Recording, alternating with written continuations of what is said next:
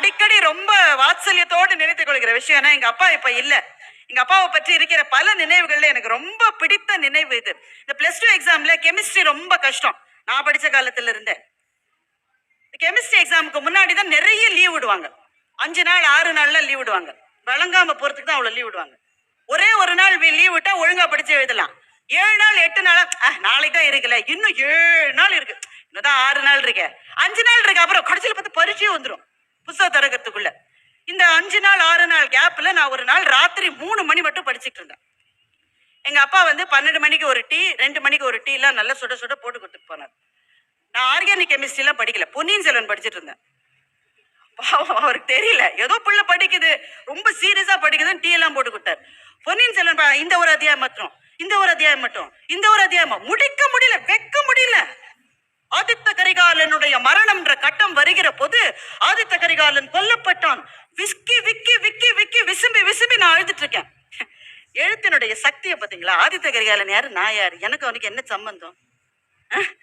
எனக்கு 1500 வருஷம் முன்னால வாழ்ந்த ஒரு இளவரசன், அவன் கொல்லப்பட்டதற்காக நான் விக்கி விக்கி அழுது கொண்டிருக்கிறேன். நாளைக்கு 2 நாள்ல பிளஸ் டூ எக்ஸாம் வச்சுக்கிட்டு உடனே எங்க அப்பா கதவை திறந்து உள்ள வந்து, நீ ஒண்ணு கவலைப்படாதமா, கொஸ்டின்லாம் ரொம்ப ஈஸியா வரும், கெமிஸ்ட்ரியை பத்தி பயப்படாத.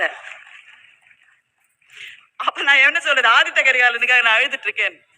கெமிஸ்ட்ரியை நினைச்சாதான்ப்பா ரொம்ப கவலையா இருக்கு, இன்னும் கொஞ்சம் பில்டப் பண்ணி அழற மாதிரி ஆக்ட் கொடுத்து, அவரை பற்றி என்னுடைய நினைவுகளில் அது மறக்கவே முடியாத ஒரு நினைவு. ஆனா பாருங்களேன், வைக்க முடியாதபடி ஒரு புத்தகம் ஏன் இழுக்கிறது? நான் வாழ்ந்த காலத்துக்கும் அவனுடைய காலத்துக்கும் என்ன சம்பந்தம்? கல்கியினுடைய கற்பனை குதிரையிலே ஏறி அவ்வளவு தூரம் போக முடியும் என்று சொன்னால் ஒரு புத்தகத்தினுடைய வெற்றி அதுதான். புத்தகத்தினுடைய வெற்றி. நமக்கு திடீர்னு பார்த்தா நமக்கே அந்த பழைய கால ட்ரெஸ் எல்லாம் வந்து முடியெல்லாம் வளர்ந்து குதிரையில போற மாதிரியே ஒரு ஃபீலிங்காவே இருக்கும் நமக்கு. வந்தியத்தேவன் வந்து அந்த வீராணம் ஏரியிலே செய்கிற பயணத்தை கல்கி விவரிக்கிற போது, இன்னைக்கு வீராண ஏரியில போய் ஒரு சொட்டு தண்ணி இல்லாட்ட கூட கற்பனையிலே சல சல சல சலவென்று தண்ணீர் ஓடுகிற சத்தம் காதுகளுக்கு எப்படி கேட்கிறது? எழுத்தினுடைய வல்லமை, எழுத்தினுடைய வல்லமை. நம்ம நிறைய பேருக்கு முதலாக புத்தகம் படித்த அனுபவம் என்பது நம்ம வீட்டுக்கு பக்கத்துல இருந்து ஏதாவது ஒரு நூலகம். ஸ்கூல்ல தான் நான் சொன்னேன், எப்பவுமே லைப்ரரி மிஸ் மாத்திரம் ரொம்ப ஸ்ட்ரிக்டா இருக்கும். இருக்கலையே ஸ்ட்ரிக்டா ஒரு மிஸ் தான் லைப்ரரி போட்டிருப்பாங்க. ஸ்கூல்ல படிக்க முடியாத புத்தகங்களினுடைய தாகத்தை எப்படி தீர்த்து கொள்வது? நாங்கள் வசித்த திருவல்லிக்கேணியில் கஸ்தூரி ஸ்ரீனிவாசன் நூலகம் என்று ஒரு நூலகம் இருந்தது. அதோட மொபைல் லைப்ரரின்னு ஒண்ணு வரும். அதெல்லாம் இப்ப இருக்கானே எனக்கு தெரியல. அதாவது ஒரு இடத்துக்கு வந்து அங்கேயே 2 மணி நேரம் நின்றுட்டு போயிடும். அந்த 2 மணி நேரத்துல நீங்க உள்ள போய் ஏறி அங்கேயே உட்காந்து படிக்கலாம். அந்த வேன் வர்றதுக்கு முன்னாடியே விடிகாத்தால போய் நின்று அங்க காத்திருந்து, அந்த வேன் வந்த உடனே அதுக்குள்ள ஏறி புத்தகங்களை படித்து, அவன் கிளம்புற நேரம் பாப்பா இறங்க இறங்க இறங்கு என்று அவன் 3 முறை அந்த ஓட்டுநர் சொன்ன பிறகு, ஃபர்ஸ்ட் கியரே எடுத்த பிறகு அந்த நிமிஷம் வரை படித்து விட்டு புத்தகத்தை காதை மடித்து எங்கேயாவது ஒளிச்சு வச்சுன்னா அடுத்த வாரம் வரும்போது அது தேடணும்ல, ஒளிச்சு வச்சுட்டு ரன்னிங்ல மொபைல் வேனில் இருந்து இறங்கிய அனுபவத்தை இப்போது நினைத்தால் எனக்கு தோன்றுகிறது. இளமையிலே ஆரம்பிக்காத எதுவும் வாழ்க்கையில் தொடர முடியாது. எதுவா இருந்தாலும் அது வந்து ஐயா காதலை பத்தி சொன்னாரு. காதல் கூட அந்த பருவத்தில் வருகிற காதலை லாசாரா சொல்லுகிறார். வரும்போதே மரங்களை சாய்த்து விடுகிற புயல் போன்ற காதல் என்று லாசாரா எழுதுகிறார். அந்த பருவத்திலே இருக்கிற பசி இருக்கிறது. அப்ப சாப்பிட்டா மாதிரி உங்க ஒப்புறான அப்புறம் வாழ்க்கையில சாப்பிட முடியாது. அப்பதான் நல்லா தின்னுட்டு போயிருக்கான். 5 நிமிஷத்துல வந்து அம்மா பசிக்கு தின்றான். இப்பதானடா தின்ன 2 தாம்பது பிளேட் தின்னியடா, உனக்கு அந்த பசி இருக்கு, அதனால சாப்பிட முடியுது. அப்பா ஒரு இட்லியை வச்சுட்டு ரொம்ப நேரமா யோசிச்சுட்டு இருக்காரு, சாப்பிடலாமா வேணாமா. அந்த பசி உண்ணுவதிலே இருக்கிற பசி மாத்திரமல்ல, முதலாக பெண்ணையோ ஆணையோ பார்க்கிற போது வருகிற பரவச பசி மாத்திரமல்ல, புத்தகங்களில் வருகிற பசியும் அந்த வயசில் வருகிற பசி இருக்கிறது மகத்தானது. எவ்வளவு படித்தாலும் தீராத பசி.